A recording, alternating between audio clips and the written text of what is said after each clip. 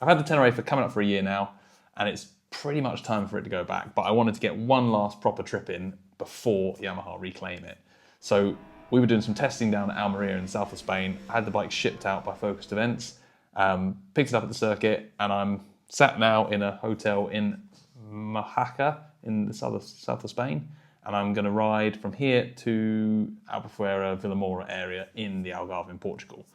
That's an area I know and love, so I'm kind of heading there because I'm meeting my family out there for a holiday, and I know all the trails, so I'm going to go and have some fun. But I'm going to follow the bottom half of the Spanish and Portuguese Tet route as much as I can. I'm riding on my own, so I'm being a bit cautious about which difficult trails and which areas I'm going to go too far out of civilization. I'm sort of going to wing it as I go, pick a few places to stop and get some proper trip miles in. I've got a big bag full of my clothes and my kit on the back of it, 2 side panniers full of tools and supplies, and yeah, I'm going to hit the trails. Riding trails on your own, always a little bit of a risky business. I have got friends kind of in the area-ish. They're a few hours away, so I'm sharing my location on WhatsApp with them so that they can keep an eye on me, and if anything goes wrong, they'll know the route I'm on and they'll know where I'm heading. So it's about the best I can do. I don't really want to do it on my own, but I've got no friends, so got no friends that want to do it with me, so I'm going to head out into the hills and give the Tenere a proper sending off. Step 1 of this trip is, of course, route planning. So that's what I'm doing now. I'm sat here, I'm leaving tomorrow morning first thing. I'm just using Garmin Basecamp, and I use Outdoor Active, which used to be called View Ranger, on my phone. So I'm loading up the routes on Basecamp, putting them together on there, checking them against the satellite map, working out, making sure they're not too gnarly, and then dropping that into my phone as a GPX file, and then I'll use that route to follow. I'll also then, from time to time, zoom out, jump on Google Maps, find myself some fuel, and if I'm taking too long to get along the trail, I can jump onto a highway and Google Maps it to my hotel for the evening. So it'll be a little bit of making it up as I go along, and I'm going to take you along for a ride with me.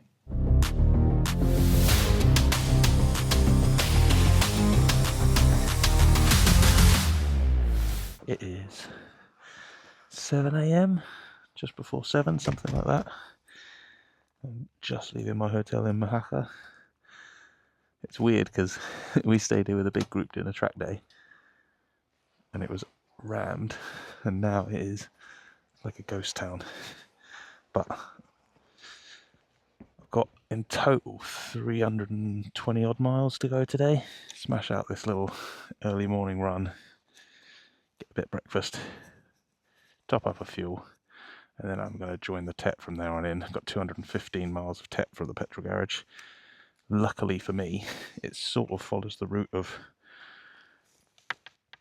the main road-ish. I'm never more than, from what I can see, 30 or 40k from a decent sized road, which means if I'm taking too long, I'm not going to make it to my hotel tonight in time, I can just bail out of the trails and get some mileage done.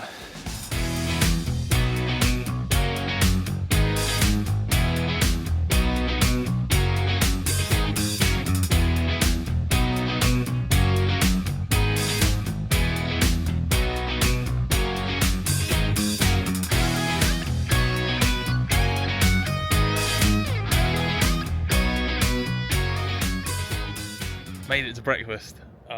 Got the good 100 odd miles smashed out this morning. Oh, it's cold. It's dropped to 6-7 degrees up here in the mountains. A lot of the stuff past sort of half an hour or so is coated in snow. I'm hoping it's less snowy where I'm heading, because I looked at the track logs and they definitely go straight across the top of the mountain. So maybe find some snow later. Maybe chicken out and hide down in the valleys where it's warmer. We'll find out. But yeah, got myself a little stash of roadside snacks. I'm going to grab a bit of brekkie, topped up with fuel, then hit the road again. Okay, let's go. I am on my way to Diezma, which is where the start of my trail is. Full tank of fuel, full ton. Ready for a big day of riding. It is 9:30. I've done 2 hours already. If I rode straight to my hotel, it would be 3.5 hours of riding now. but I'm going to go the wiggly wiggly off-road route, which is 215 miles. Thinking it's probably going to take me 8 hours, something like that. Maybe even 10, we'll see. No idea what the trails are like, I've no idea how tricky they are, I've no idea how high up the mountains I'm going. I've shared my live location on WhatsApp. You can just share live location for a certain amount of time, so I've shared that with some people that are only a few hours away, so if things go really bad they can sort me out. That's what mates are for.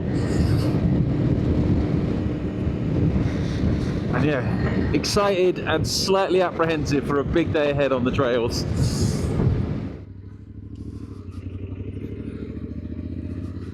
Dogs. Good old dogs of Spain. Right fork. There we go.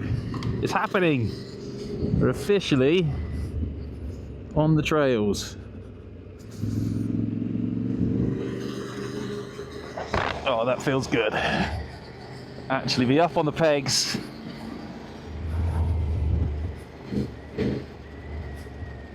And riding off-road across Spain. Nice. I had immediately remembered that bit as we turned in here from riding in Portugal. I love a wild dog out here. You spend most of your time being barked at or chased, which is fine on a motorcycle when you've got big motorbike boots.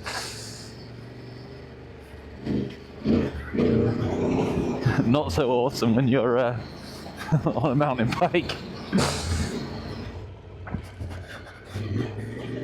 So it's immediately got more technical. I think I worked out that if I average 20 mile an hour, it's going to take me 10 hours. If I average 30 mile an hour, I can get something like 7. Not that I want to be particularly pushing my luck with speed, but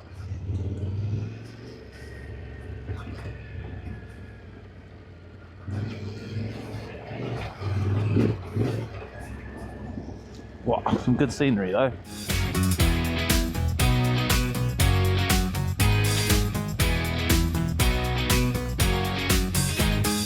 Oh, look at that! It's very pretty out here.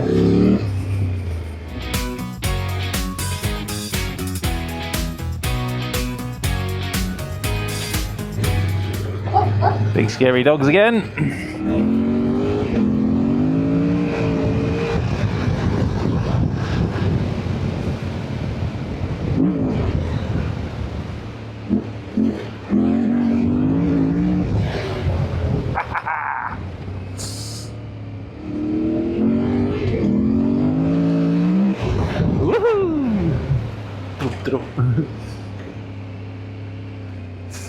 It's like the driftiest gravel on the planet, this stuff. It's awesome.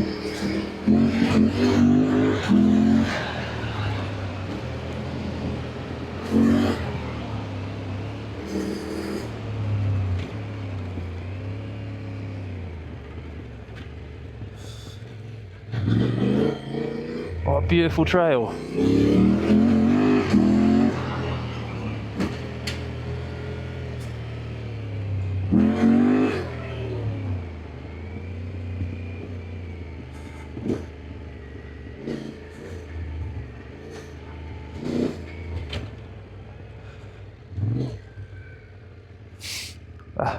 Well, yeah, a man and a goat. What about that?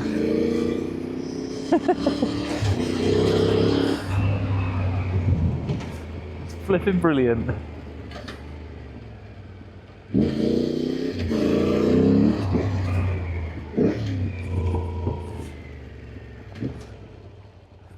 Now, I think the track runs down there. Obviously, to make up for the nice fast open bit, a bit of gnarly stream bed. I could of course go on the road up there if it gets too gnarly. I think. I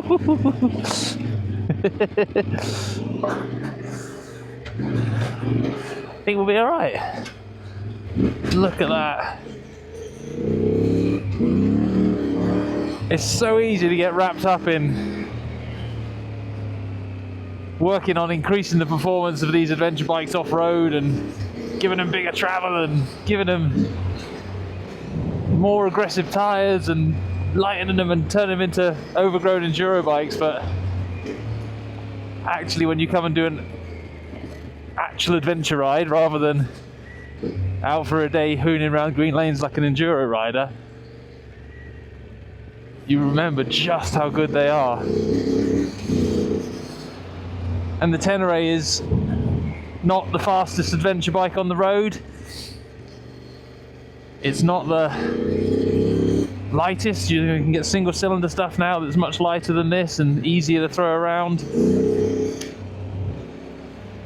But it does strike a balance very well. Today I did a boring 100-mile motorway ride in the cold. I had good wind protection, even with the lower gearing kit that I fitted to this one because I got carried away trying to make it into an enduro bike. Even with that, it was happy bombing along the motorway at good cruising speeds. Top up a fuel, and now I'm bombing these fast fire roads in comfort. It's just as happy riding it sat up or sat down or stood up, and then back in the nadgery technical stuff, I felt like I had the ground clearance, the suspension, the tyres to deal with the enduro tracks, because that's what they were back there, rock climbs and tricky stuff. So yeah, I'm a big advocate for believing that the best adventure bike in the world is whatever one you're on right now, and you'll just make it work. Whatever the compromises of the particular bike are, you just end up not miss your junction. You just end up making it work. But this Tenere does strike a very good balance.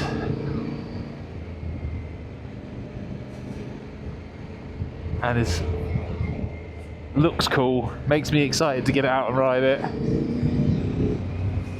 And certainly for what I want to do on an adventure trip, which is tackle something like the Tet, it does it very well and with minimum fuss.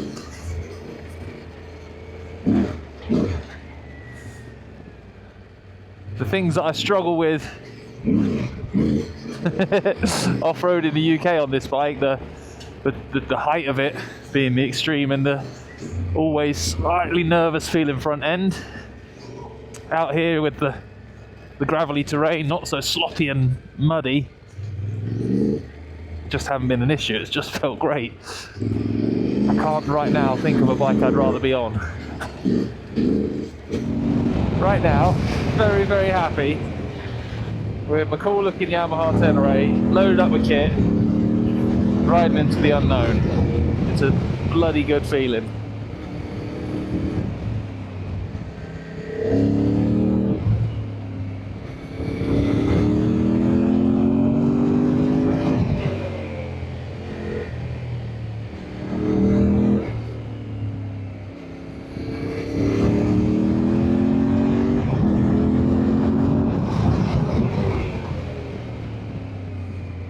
What a road!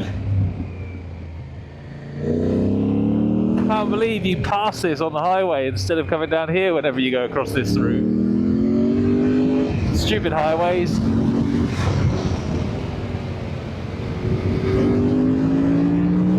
I mean, I'm sure the passengers in my hire car aren't going to enjoy it when I next bring them down here, but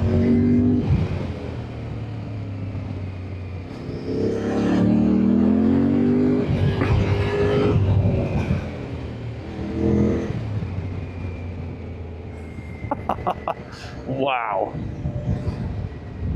Didn't expect that today. I want to average 50 kilometers an hour really today. That's my kind of target. So it doesn't end up being a monstrously long day. So far, I've managed about 35 kilometers an hour, which is not enough. Try and keep myself moving. Hope that the flowy trails balance out the slow ones and make as few nav errors as possible.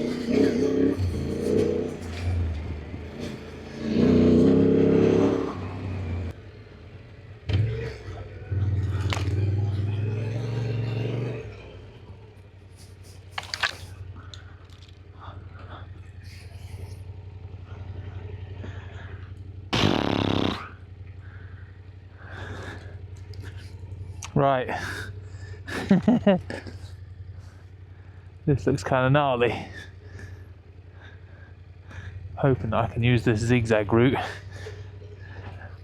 as a less steep way down.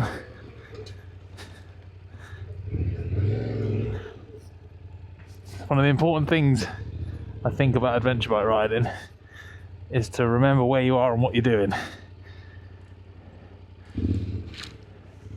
Because if I was mucking around back home, I would absolutely have just dropped straight into that descent. But I'm not. I'm out in the sticks on my own with a lot of miles to complete. So the last thing you want to be doing is taking a risk.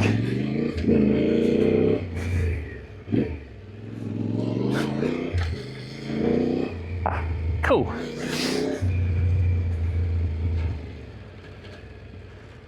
One of the things I always worry about as well with steep downhills, because of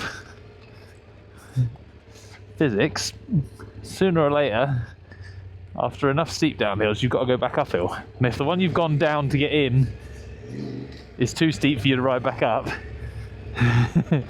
you're basically rolling the dice and hoping that the other side's better. Because if it ain't, you're stuck. But that's part of the beauty of an adventure ride, is sometimes you just got to go for it and hope. Deal with the situations as they come. Somewhere between avoiding all the risks and taking all the risks is the correct balance. If anyone manages to figure that out in life in general, let me know.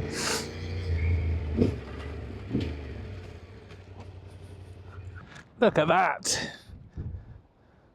Big old mountain. And I'm going to wiggle my way all the way down.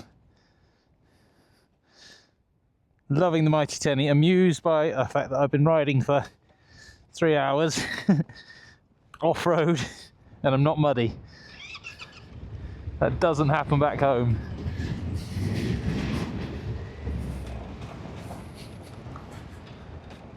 We just came up and up and up and up for ages on this beautiful gravel fire road, and I saw the track log take a sharp jink to the left off the edge and thought, oh. But it's okay, it's loose. Loose and rocky, but it doesn't warrant an enduro bike just yet.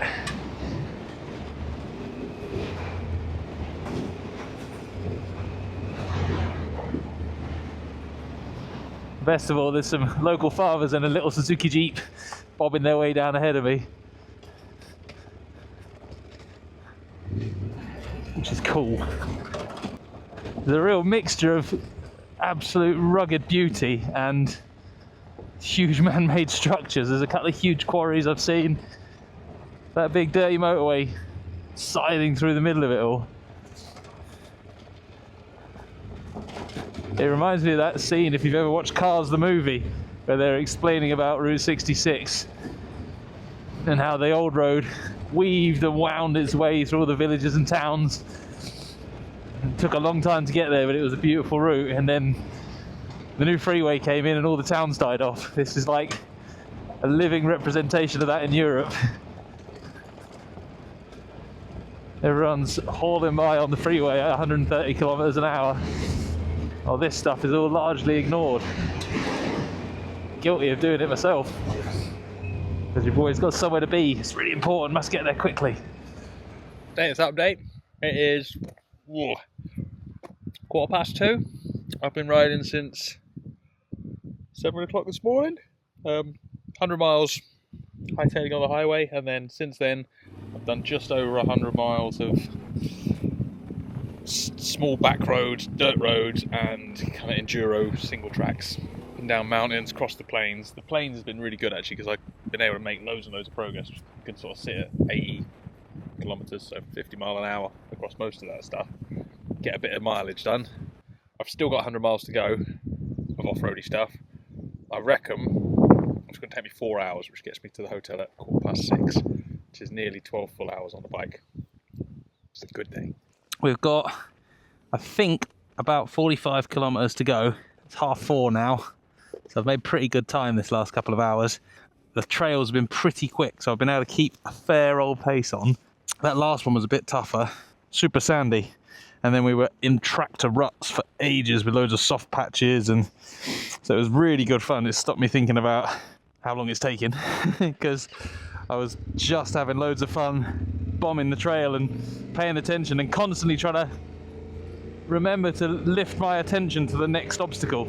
It was something I discovered when I rode the Tenere World Raid GYTR rally bike thing in Morocco. It's the limit of how fast I can go on this sort of terrain isn't necessarily what I can do on a bike. It's more how quick my brain can process information and process the trail ahead. So today's been fantastic for practicing that, because you'll be bombing along like a trail like this. You don't know if there's going to be a hole, a rut, a bit of gate across, so you're sort of scanning the trail the whole time. But then you see something, and if you follow that thing all the way in, what you don't see is the thing immediately after it. And I've had a few of those, and I had to keep reminding myself to look up, you know, spot the hazard, but then look for the next one after it and plan the route out of it rather than just looking at the thing I want to deal with, which has been quite good fun. And as I've got, whoa, now we got some sand. Look up, pick the next spot, drive onto it. There you go, still getting it wrong. Yeah, as I'm getting tired, it's getting harder to keep myself doing that. And it's a nice little challenge that's keeping me going this last, I reckon I've got an hour, maybe hour and a half to go, depending on the terrain.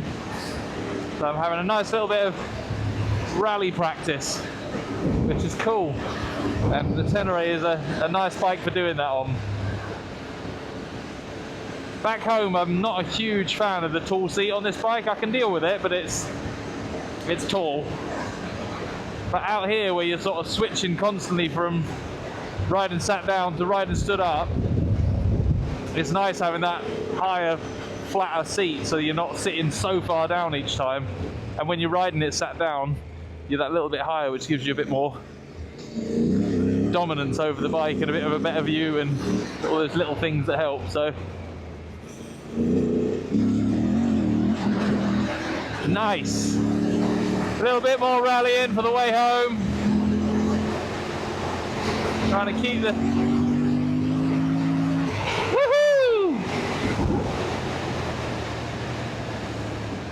keep it in your pants, Chris.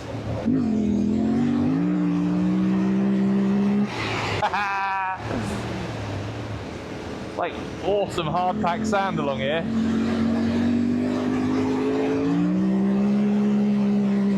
Oh, it's so good to let the Tenere sing a little.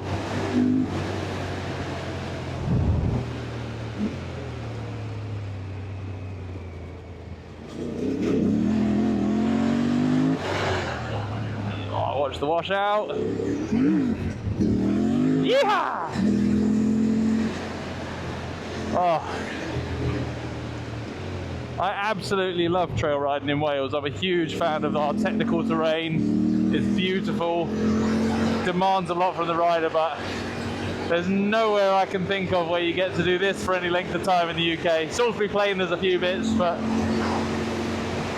to be able to just sit here 60 mile an hour, buzzing along, scream it up to 70, 80 every now and then when you can see enough.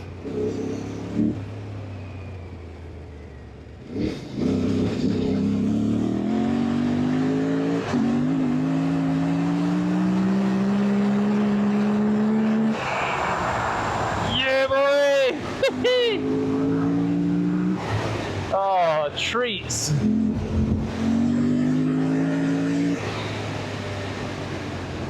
Try not to think of that ice cold beer at the hotel.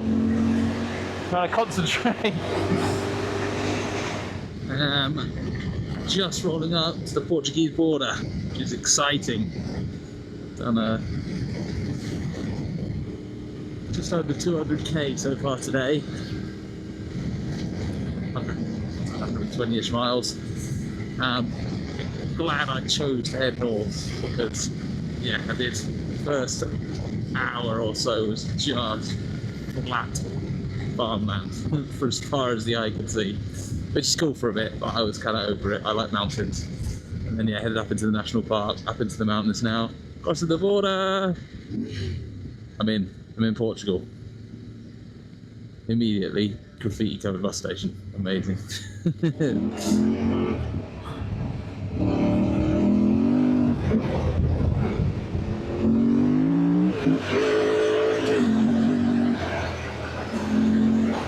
Bike sounds so good when it's on song.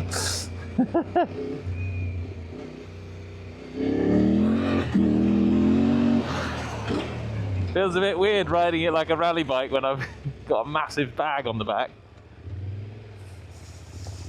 But it's properly fun. Rally tourist, that's me. Done. Just stopped here up at one of my kind of go-to viewpoints in this bit of the Algarve. It's an absolutely stunning area. It's sort of near Salir, Lule, just endless trails, really nice little cafes and restaurants up in the mountains, and just beautiful scenery, and nobody here. It's lovely. So yeah, I've just literally got to drop down the hill and then I'm in my accommodation. Done for the day. My little Spain to Portugal road trip is done. I have had an absolute blast. It definitely has encouraged me to make the effort to do these things whenever the opportunity arises. There's a lot of easier ways I could have done this trip. I could have flown home and come back out and had 3 days at home. I could have taken a hire car. I could have done all of the straightforward options, and I could have just jumped on the highway and gone absolute, 90 mile an hour for 6 hours and be done in one day. But I forced myself to not panic about, I must be here and I must do work and I must go home and build the house, and just actually what's more important is riding motorbikes. It's always the most important thing in life. Okay, family, that's quite important, but motorbikes, super important. And yeah, making the effort to spend 2 days out on my own, and that's out of my comfort zone because I'm always doing stuff with mates. I always try and be with mates and family, and to make myself go out on my own, ride my bike and just explore and enjoy motorbikes just for the sake of motorcycling has been an absolute godsend. Motorbikes are still awesome. It's time for the Tenere to go back. It feels like I only picked it up yesterday, and come clean, I haven't done nearly as much as I wanted on this bike. I've not even crossed the 3,000 mile mark in a year, which I'm going to hang my head in shame. I'm quite annoyed about that. I will counter that with most of those 3,000 miles I've done on it have been off-road and have been in pretty gnarly situations. So I've gone for quality, not quantity of mileage. I've not done a lot of bombing up and down the motorway on it. And to be honest, it's probably because it's not a bike that's great for bombing up and down the motorway on. It definitely falls into that category of it's capable of doing the big long distance mileage. It does that stuff well, but when you want to load something up with luggage and ride across the country, it's not been the first bike I've reached for. However, it has been the first bike in a long time that I've really looked forward to going on trips on. And that for me is the difference. This bike is capable of long distance adventure touring, but what it's great for is adventure touring on gnarly terrain.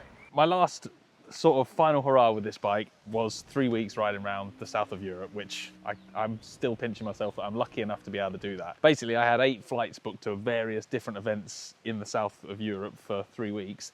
And I just changed that to 1 flight at the beginning, 1 flight at the end, and then spent the rest of it riding around on the Tenere. But what it gave me the chance to do was experience this bike in what I think is its absolute sweet spot.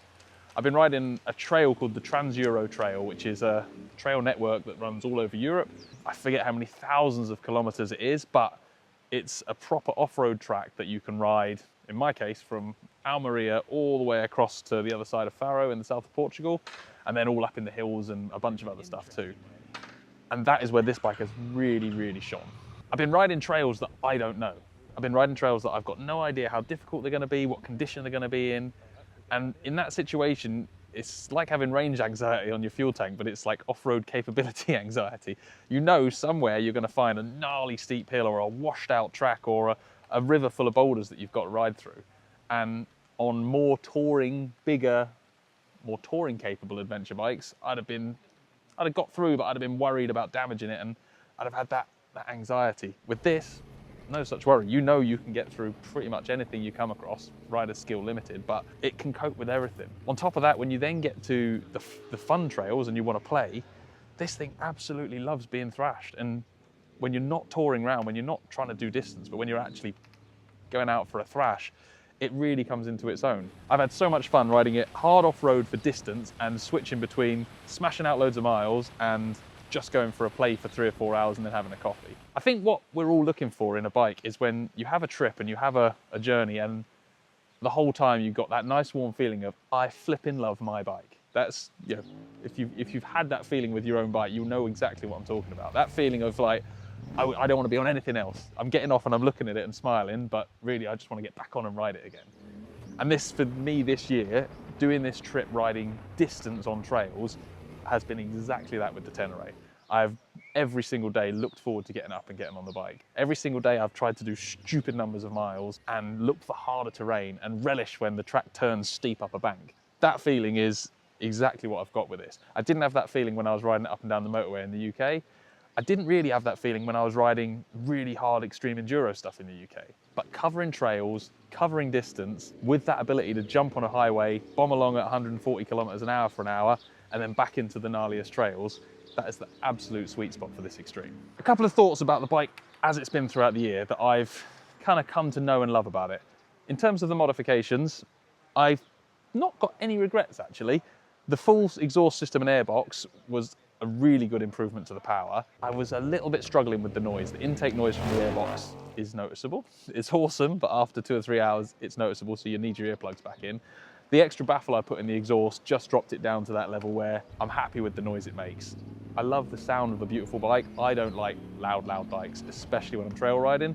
This one now with that extra baffle slotted in inside the standard baffle, it's just about right for me. I'm really happy with it. The only mod that I probably wouldn't bother with was actually the low gearing kit. It's been really good for riding super technical stuff in the UK, and in the hardest terrain it's worthwhile, but actually the fact that my speedo now reads a little bit wrong and I'm revving it a bit harder on the motorway, I could take or leave that mod. Tyres wise, I've been running the Bridgestone AX41s. I've got through 2 rears, I'm still on the original front. The thing with an adventure tyre is it's always going to be a compromise. You're always going to find a muddy trail that they struggle to clear the mud on, and you're always going to find a wet road where they don't have the grip of a road tyre.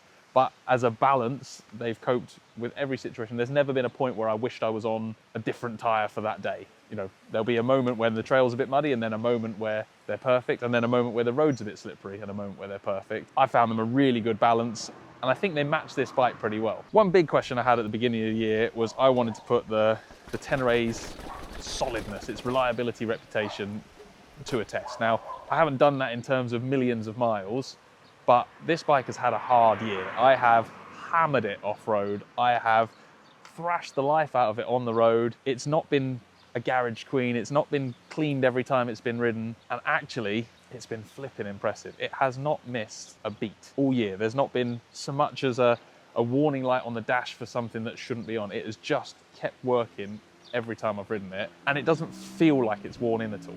It doesn't feel like some bikes after the first 1,000 miles, they start to rattle a bit more, they feel a bit looser, they feel a bit more used. This feels as good as the day I picked it up. Give that a good clean and polish, and apart from the wear marks from my boots, it will look as good as the day we got it. That is what you want in an adventure bike. Solidness, reliability, toughness has to come ahead of pretty much anything else for me with this kind of bike. Seriously impressed. So what's next for the Tenere? Well, sadly, it's going back to Yamaha now. We've had our year on it. I was actually fully prepared to buy this one. I've really enjoyed riding it, and this last 3 weeks has been, yeah, it's got right under my skin. But obviously Yamaha's announced the new Tenere, so we're going to swap this one out for the new version and see if those changes make as big a difference as Yamaha's claiming. I'm going on the launch of that bike in the next couple of months, and then when I come back, we're going to put all of the upgrades we put on this bike onto the new Tenere, take that out, and carry on the Tenere project. So if there's anything you want to see, top of my list is putting the new Supermoto wheels on once we've sussed that conversion. But anything else, bung it in the comments below, and we'll make sure we cover it in the 2025 Bike World Tenere project bike.